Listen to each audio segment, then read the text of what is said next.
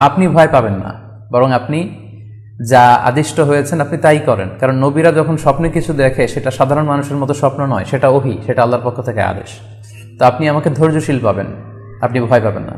সাইয়েদনা ইব্রাহিম আলাইহিস সালাম ইসমাঈল আলাইহিস সালামকে কুরবানি করতে শুরু করলেন, জবাই করতে শুরু করলেন। আল্লাহ তাআলার কাছে এই দৃশ্যটি এত ভালো লাগলো, আল্লাহ তাআলা সাইয়েদনা জিবরাইল আলাইহিস সালামকে দিয়ে জান্নাত থেকে একটি বকরি বা মেষ পাঠিয়ে দিলেন। সাইয়েদনা ইসমাঈল আলাইহিস সালামকে ছুরির নিচ থেকে সরিয়ে ফেলা হলো, আর সেখানে ইসমাঈল আলাইহিস সালামের পরিবর্তে একটি জান্নাত থেকে আনা বকরি বা ছাগলকে সেখানে কুরবানি করা হলো। আল্লাহ তাআলা বললেন, কদ সাদ্দাকতার রুইয়া, ইব্রাহিম তুমি তো তোমার স্বপ্নকে সত্যায়ন করেছো, বাস্তবে রূপান্তরিত করেছো, তুমি তো এই কঠিন পরীক্ষায় সফলতার সাথে উত্তীর্ণ হয়েছো।